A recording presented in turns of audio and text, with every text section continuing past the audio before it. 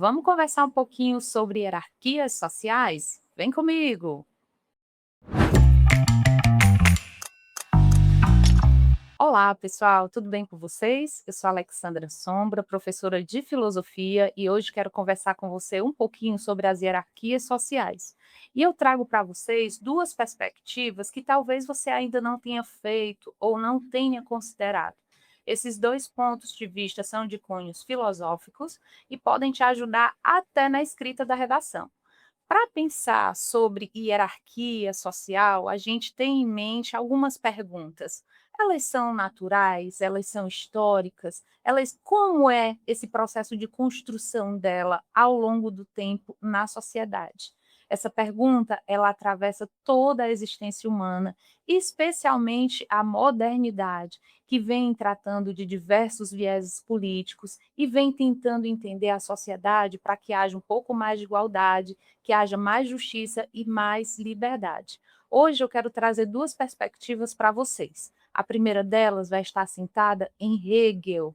Hegel vai desenvolver a sua teoria, e isso é muito importante antes de nós entrarmos no pensamento dele, que é baseada em três pontos muito importantes: tese, afirmação de uma ideia ou sobre uma ideia; antítese, que é uma negação dessa tese, que vai contrapor essa ideia; e uma síntese, que é a negação da negação, que vai se transformar numa nova ideia. Todo o pensamento hegeliano será regido por essa tríade, tá? Segura essa informação um pouquinho com você. O outro ponto de vista que eu quero trazer hoje para você pensar em hierarquia social vem de Marx. Marx é um filósofo, sociólogo, economista que vem depois de Hegel e que vai pegar um pouquinho do que Hegel trabalhou para dar continuidade, porém com outro ponto de vista, com outra perspectiva, baseada na história e nas relações materiais concretas. Então, Marx vai desenvolver o seu pensamento a partir da sociedade e das relações materiais, do trabalho, da produção, do lucro. Nós já estamos aqui no modelo capitalista e é muito importante essa construção. Então, vamos lá para Hegel. Como é que Hegel pensa as hierarquias? Como é que existe uma pessoa mais importante e uma menos importante na sociedade? Vamos lá para a tese principal. A tese é de que nós nos originamos na família, no núcleo familiar. E o núcleo familiar é construído por quem? Pelos pais e pelos filhos. Os pais dominam sobre os filhos, mas dominam sobre os filhos no intuito de educar, de amar, de proteger, de preparar para a inserção na sociedade. Essa relação que há aí, nesse primeiro momento, né, ela é uma relação chamada orgânica, porque ela é uma relação de solidariedade, é uma relação distante, distinta. O pai e a mãe vão estar nesse patamar, o filho no outro patamar, mas há ali um elo de amor que conecta. O segundo ponto de hierarquia está assentado na sociedade civil. A sociedade civil, ela nega a família, não porque ela é contra a família, mas é porque ela é um espaço para a economia e para os interesses privados. E cada família vai ter o seu próprio interesse dentro da sociedade. Tanto que você observa aqui no quadrinho três grupos diferentes, né, dessa classe aí que vai estar na sociedade civil. Nós temos o grupo de agricultores, que é uma classe substancial, vai nutrir, vai manter tudo funcionando. Nós temos uma classe industrial, que é a burguesia, que vão ser ali, né, aquelas pessoas que vão estar lá, tanto como donos, né, dos bens e das condições para produzir, como também podem produzir pouco, mas produzirem. E nós temos também a classe universal, que é a dos funcionários públicos, que são aqueles que vão regular e orientar o Estado para que ele se movimente bem. E falando do Estado, ele é a terceira ponta. Ele nega a sociedade civil. Não porque ele é contra a sociedade civil, você percebe? Nenhum é contra o outro, mas um nega o outro. O Estado nega a sociedade civil porque ele não pode deixar a desigualdade atropelar tudo. Ele não pode deixar que aconteçam disparidades grandes, né? E que nós tenhamos dentro da sociedade conflitos absurdos. Então, o Estado existe para ali trabalhar os conflitos, para que a vida, a liberdade universal, os interesses particulares, para que o bem comum aconteçam de forma ordenada e segura. E aí, o que Hegel vai perceber? Na obra A Fenomenologia do Espírito, Hegel vai apresentar uma dialética importantíssima que vai servir de base para Marx. O que é essa dialética? É a dialética do senhor e do escravo, onde ele vai expor a contradição da relação entre consciência e dependência. De acordo com Hegel, a consciência e o reconhecimento são produzidos por meio do trabalho.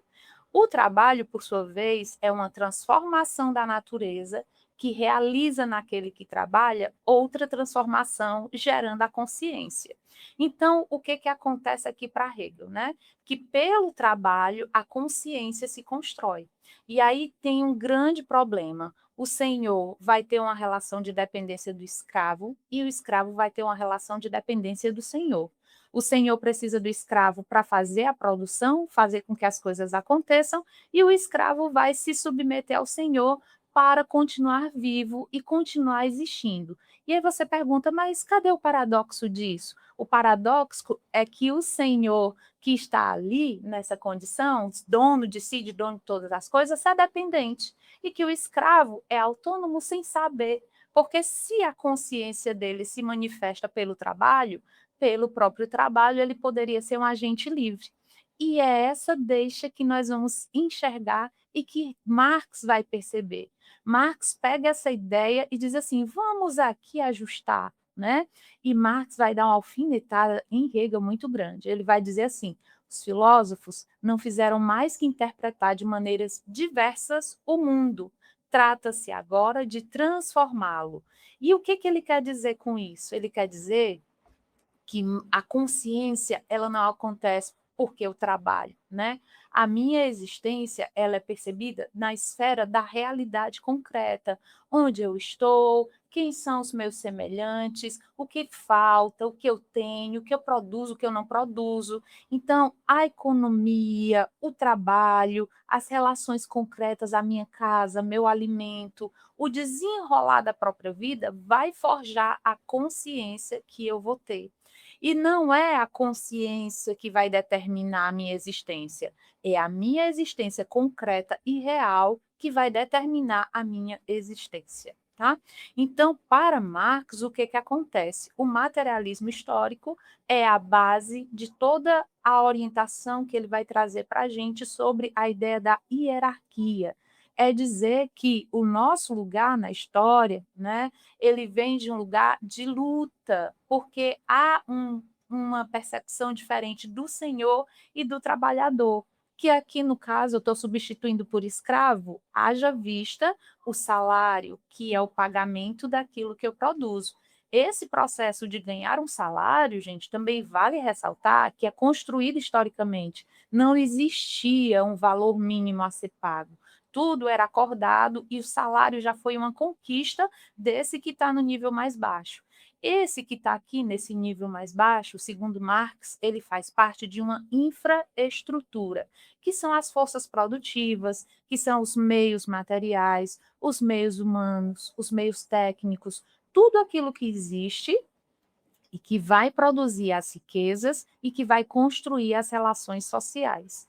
Há ainda uma superestrutura. Essa superestrutura, ela funciona com as ideias, com todas as manifestações do espírito, com as leis, as ideias filosóficas, as ideias religiosas, e elas existem para controlar e orientar essa infraestrutura que está aqui.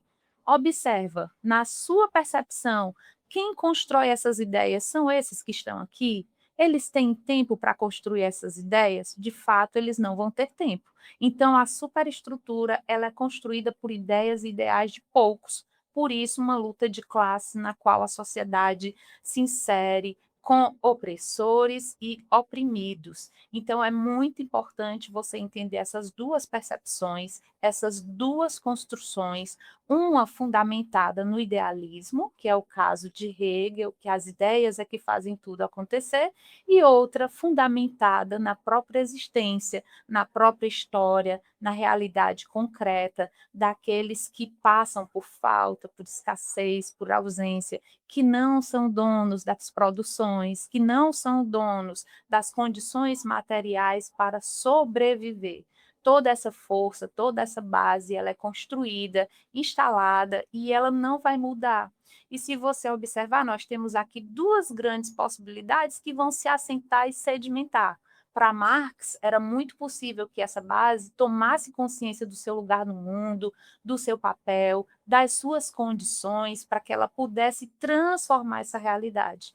Toda a ideia de Marx é que o cidadão, o sujeito, o indivíduo soubesse o seu lugar no mundo para melhorar essa condição que é de desigualdade, que é de desapreço, que é uma condição bem menor, que é uma condição de falta, já que ele está nessa base de infraestrutura e ele está lá porque nasceu lá, porque veio de lá, ou por alguma razão material concreta, ele não pôde adquirir esses bens, esses materiais para produzir e gerar para ele um novo cenário. Então, quando falar sobre hierarquia social, você pode usar esses dois referenciais de construção, tanto o idealístico, desse ideal aí que se constrói, como essa referência material concreta. Gostou dessa dica? Fica atento às próximas, nos segue nas redes sociais e se liga que daqui a pouco tem mais. Grande abraço, bons estudos e tchau, tchau.